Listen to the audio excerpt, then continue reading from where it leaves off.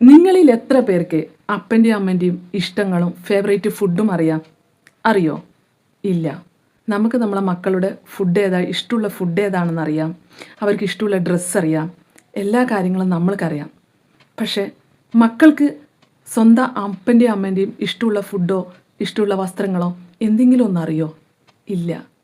ഈ അപ്പനും അമ്മയും എന്ന് പറയണതേ കെട്ടിച്ചു വിടുമ്പോളേ അവർ നല്ല സുന്ദരനും സുന്ദരിമാരുമായിരുന്നു. പിന്നെ അവർ മക്കൾക്ക് വേണ്ടി ജീവിച്ചു.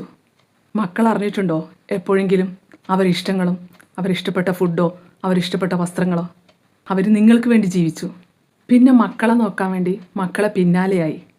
അപ്പം അവരുടെ ഇഷ്ടങ്ങളൊക്കെ അവർ മാറ്റിവെച്ചു. പക്ഷേ ഒരിക്കലും മക്കൾ സ്വന്തം അപ്പൻ്റെയും അമ്മൻ്റെയും ഇഷ്ടങ്ങൾ അറിഞ്ഞോ?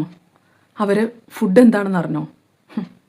അവർ സ്വന്തം ശരീരം നോക്കാതെ നമ്മളെ വളർത്തി വലുതാക്കിയിട്ട് നമ്മൾക്ക് പിന്നെ അവരുടെ ഫേവറേറ്റ് ഫുഡോ അവരുടെ ഫേവറേറ്റ് ഡ്രസ്സോ നമ്മൾക്ക് അറിയില്ലെങ്കിൽ പിന്നെ നമ്മൾ മക്കളാണെന്ന് പറഞ്ഞിട്ട് വല്ല കാര്യമുണ്ടോ?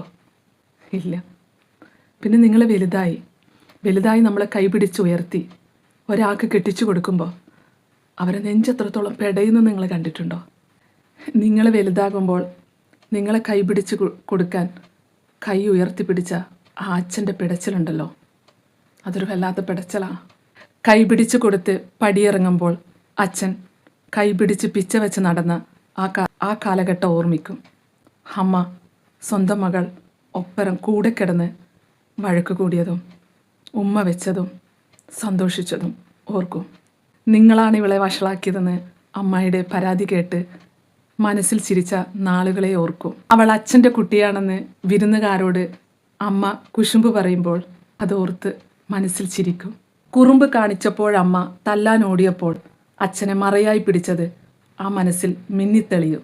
മകൾ പടിയിറങ്ങി പോകുമ്പോൾ പറിച്ചു വെച്ച ചെടി പുതുമണ്ണിൽ വേര് പിടിക്കുമോ എന്ന് ആ അച്ഛൻ്റെയും അമ്മൻ്റെയും മനസ്സിലുള്ള വേവലാതി നിങ്ങൾ കണ്ടിട്ടുണ്ടോ? അച്ഛനും അമ്മയും ഉള്ളപ്പോൾ അവരുടെ ഒരു വിലയും നമ്മൾക്കറിയില്ല. അച്ഛൻ കൈപിടിച്ച് കൊടുക്കാനില്ലാത്ത ആ വേദന അനുഭവിച്ചിട്ടുണ്ടോ? അച്ഛൻ്റെ സ്നേഹലാളനകളെക്കുറിച്ച് കൂട്ടുകാർ വർണ്ണിക്കുമ്പോൾ അങ്ങനെ ഒരു ഭാഗ്യം ലഭിക്കാതെ പോയതിൻ്റെ നഷ്ടബോധം നിങ്ങൾ അനുഭവിച്ചിട്ടുണ്ടോ? എല്ലാം കഴിയുമ്പോൾ അച്ഛനും അമ്മയും കുറ്റക്കാരാവുന്ന അവസ്ഥയാണ് ഇന്ന് പലയിടത്തും കാണുന്നത്. സ്വന്തം മാതാപിതാക്കളെ സ്നേഹിക്കുക, അവരെ ബഹുമാനിക്കുക, അവരെ മനസ്സിലാക്കാൻ ശ്രമിക്കുക.